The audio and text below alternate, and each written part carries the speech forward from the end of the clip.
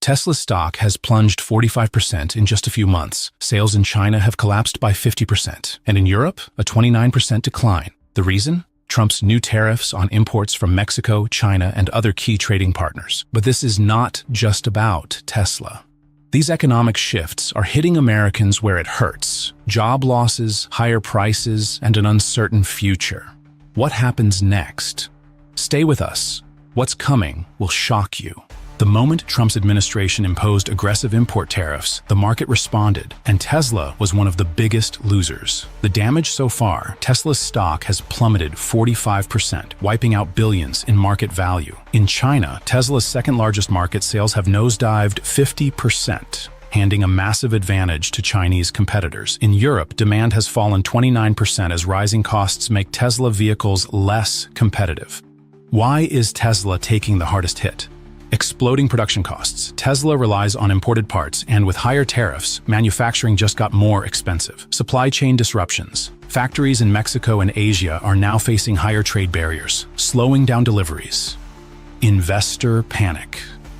The uncertainty surrounding tariffs is making major investors pull back, triggering a sell-off in Tesla's stock. Musk's political gamble. Musk has previously supported Trump on economic policies, but these tariffs are hurting his own companies. Tesla is bleeding. But it's not just them. This crisis is rolling down to the American people. Don't look away. The impact is bigger than you think. Tesla's struggles aren't just about Elon Musk. These tariffs are causing ripple effects across the entire economy, and it's the average American who's feeling the heat. Here's what's happening. Tesla vehicle prices spiked by $5,000 to $10,000 as production costs skyrocket. Over 12,000 jobs in the EV industry are now at risk, with layoffs already happening at factories in Texas, California, and New York. Inflation in the auto industry is surging, making both electric and gas-powered vehicles more expensive for consumers. Bigger economic impacts. Owning an EV just got more expensive. Higher prices mean fewer buyers, slowing down the transition to clean energy. Unemployment is creeping up. When Tesla struggles, the entire EV supply chain suffers. Thousands of workers in battery production, raw materials, and dealerships are in trouble. America's EV leadership is at risk.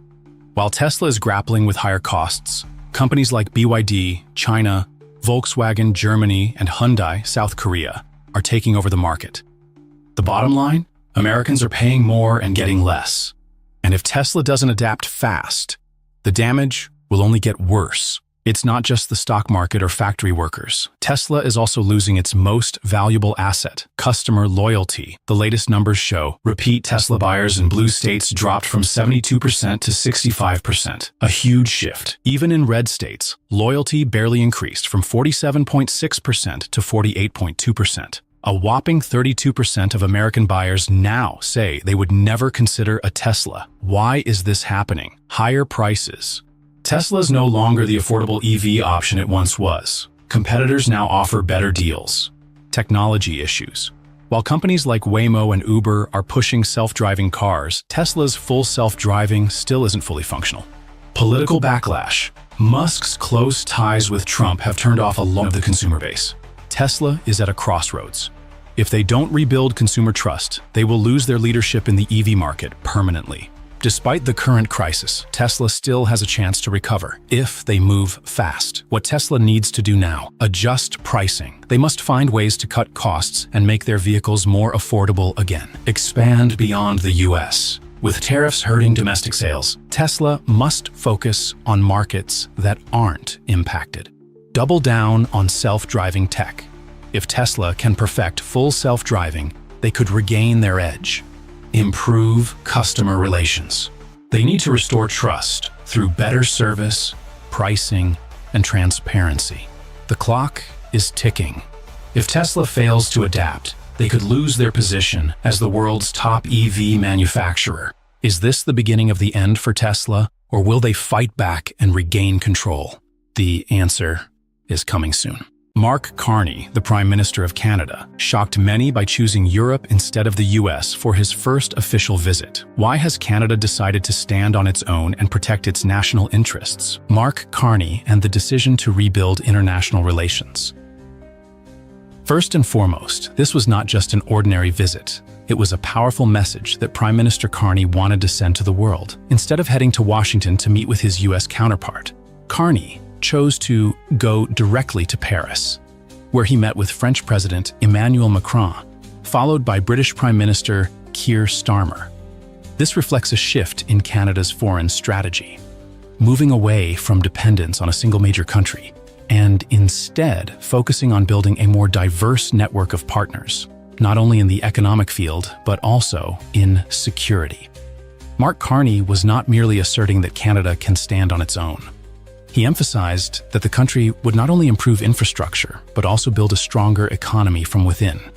Canada has the potential to become a true energy superpower, not just relying on traditional energy, but also advancing the development of renewable energy. It is predicted that in the next 5 years, Canada will see significant growth in the clean energy sector, with solar and wind energy projects making up 30% of the country's total electricity production. This shift towards renewable energy not only promises environmental benefits, but also positions Canada as a leader in global efforts to combat climate change. Additionally, the growth in clean energy will create thousands of high-quality jobs, further strengthening Canada's economic foundation. But that's not all. Carney also pointed out that U.S. trade decisions not only impact Canada, but also create consequences within the U.S. economy itself. Trade wars, tariff policies, and similar measures not only harm partner countries, but sometimes hurt the U.S. as well. We have seen some of this as the U.S. economy has faced difficulties in recent years. However, Carney made it clear that Canada will not accept these unfair policies indefinitely. Canada's shift, seeking new partners and strengthening defense. So, what is Canada's solution? Prime Minister Carney has asserted that if the U.S. continues its unfair trade policies, Canada will seek new trade partners. One of the strategic choices moving forward is Europe. In the defense sector, Canada is considering European suppliers like Sweden instead of continuing its collaboration with the U.S. This is a clear indication of Canada's strategic